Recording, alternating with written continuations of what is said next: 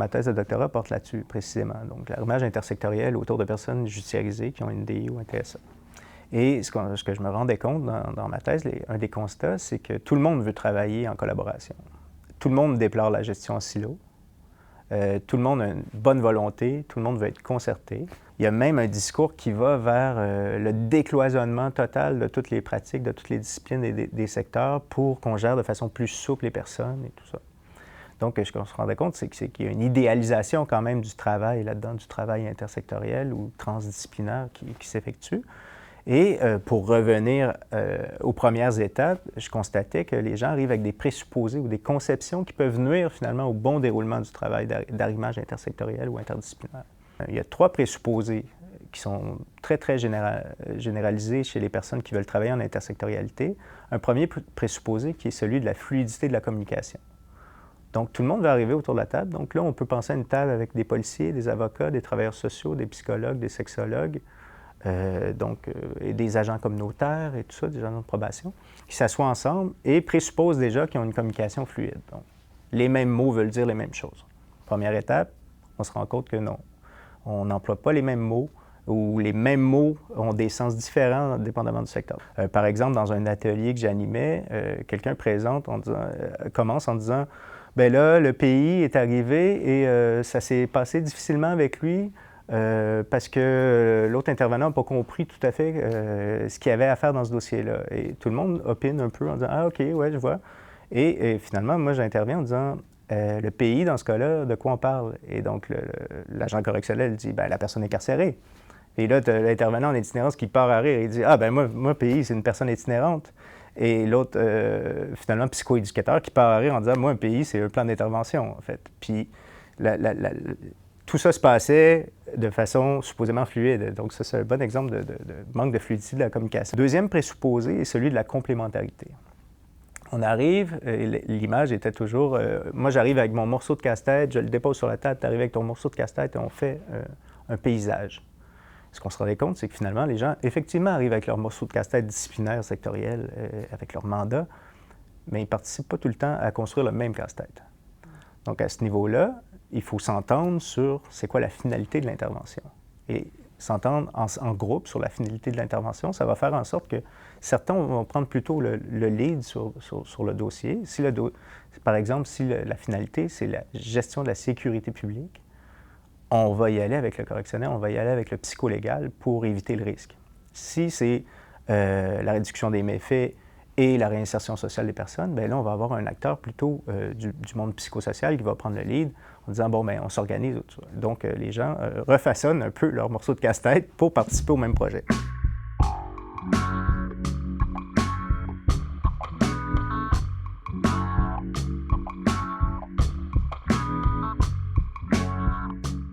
On est face à une clientèle qui est très complexe. C'est très difficile de dissocier les éléments cliniques des éléments légaux.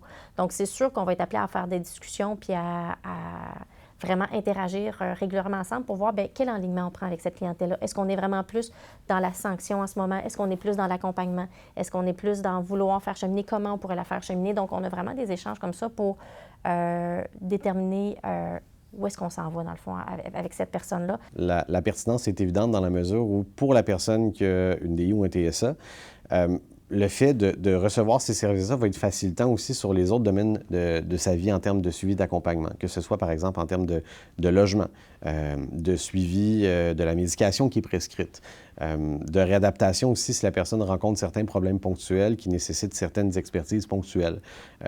D'arrimer ces services-là assure une cohérence de l'intervention, permet à la personne souvent d'atteindre plus facilement ses objectifs de réadaptation également. C'est sûr qu'on ne veut pas dédoubler le travail, on ne veut pas prendre la place des éducateurs qui sont déjà en place. C'est pas ça qu'on veut faire. Chacun a son rôle, puis il faut vraiment le déterminer. Parce qu'on s'était rendu compte en recherche avec Marianne, avec la recherche, qu'on avait un rôle par moment d'intervenant pivot. Donc, les équipes traitantes, quand il y en a une, bien, se déchargeaient un peu parce que, bon, ils étaient pris en charge par les services correctionnels. Bon, bien, puis l'intervalle, bien, OK, merveilleux. Nous, on peut se retirer un peu, mais chacun a son rôle, puis c'est important que tout le monde participe. Et c'est primordial qu'il y ait une entente avec tous ces partenaires-là. Le troisième présupposé est celui de la synchronicité, du déploiement de l'action, finalement. Donc, on se dit, ben oui, il suffit de mettre une séquence, un continuum où on évalue, on met en place des pistes, vous prenez le relais au niveau de l'ADAP, pré-ADAP, ensuite on finit l'approbation et réinsère la personne. Donc, ce séquençage-là ne va pas de soi non plus. Et donc, ce n'est pas nécessairement vrai que tout le monde va être disponible au bon moment pour intervenir de la bonne façon.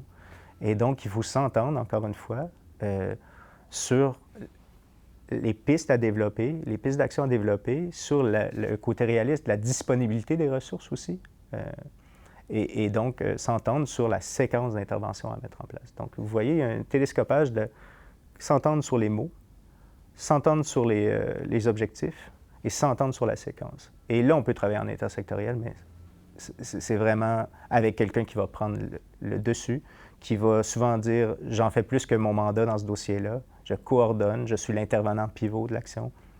Mais c'est seulement de ces façons-là qu'on a vu des succès, en fait.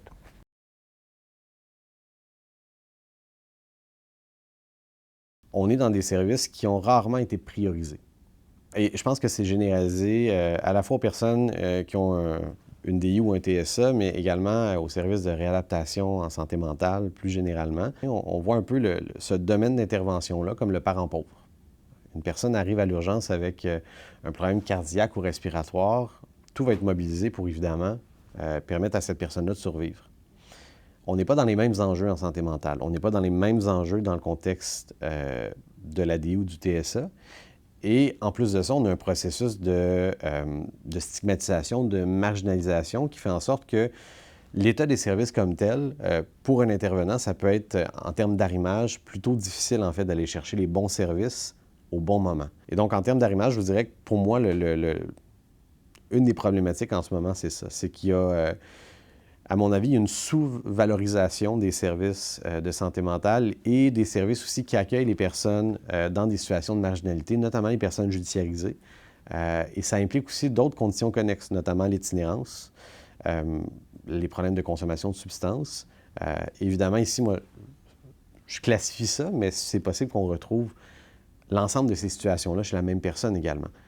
Et je vous dirais que les services, en ce moment, sont très peu adaptés pour répondre de manière peut-être plus holistique à ces besoins-là. Et c'est souvent là que l'arrimage est problématique. Le réseau de la santé et des services sociaux, c'est un réseau de services qui est vaste, qui comprend beaucoup de services. Donc, on peut souvent observer, des fois plus au niveau des défis, que chacun de ces services-là a une méconnaissance de l'autre service. Donc, chaque personne connaît bien son service, sa spécificité, mais moins ce que chacun des autres services peut offrir. Donc, de là où ça va être encore plus important de travailler tout le monde en collaboration pour que chacun puisse amener sa spécificité là, auprès de la personne pour aller desservir le mieux possible la personne qui est au cœur de tout ça, finalement. L'enjeu principal que je perçois, moi, c'est qu'il faut vraiment faire confiance de notre côté à la ressource qui fait notre suivi, parce que c'est nos yeux sur le terrain, c'est nos oreilles sur le terrain, ceux qui font nos observations directes. Au niveau de la confiance, je pense que la confiance mutuelle est là. Puis surtout avec une clientèle complexe, on sait que les enjeux sont multiples. Donc, on doit pouvoir faire confiance au jugement de l'autre, faire confiance aux interventions qui sont faites. Je pense que en tant que professionnel, c'est facile de se sentir démuni puis dépassé par l'ampleur des fois des problématiques que ces gens-là vivent, puis de ne pas se sentir assez outillé. Mais je pense que ce qui est important, c'est de voir que chacun on a une expertise dans nos domaines, puis c'est vraiment en s'arrimant ensemble, en travaillant ensemble, qu'on va aller chercher un peu les forces de chacun des environnements, de chacun des milieux, pour ensemble mieux accompagner cette clientèle-là. Parce que chacun de notre côté, ben oui, ça se pourrait qu'on trouve que des fois, c'est des besoins qui sont très, très grands, plus grands que nos capacités, mais c'est des clientèles qu'on remarque d'avoir la collaboration de plusieurs partenaires, même si des fois, ça fait plusieurs gens autour de la table, c'est vraiment, vraiment précieux parce que chacun peut être amené à bénéficier là, à cette personne-là au cours de son parcours, là. Évidemment, le défi dans une pratique de gestion intersectorielle comme ça, c'est le temps, la disponibilité des ressources. Être là, même si on a l'impression qu'on ne sert à rien, comme il y a des acteurs qui sont là autour de la table en disant « bien, on dirait que je n'ai pas ma part à jouer », Mais si on s'échelonne dans le temps puis on suit la séquence, bien, tout le monde va finir par avoir sa fonction.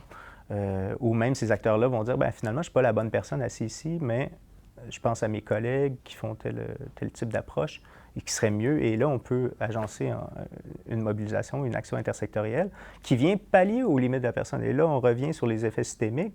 On est capable de les désamorcer, ces effets systémiques-là, si on met en place les soutiens de cette façon-là. Évidemment, dans un contexte de rationalisation, de statistiques, d'intervention, tout ça, c'est quelque chose qui coûte cher. Et donc, il faut, là, dans ce dossier-là, une volonté politique pour aller dans ce sens-là. Si on veut bien travailler, bien faire les choses, il faut avoir la volonté et les moyens de nos ambitions.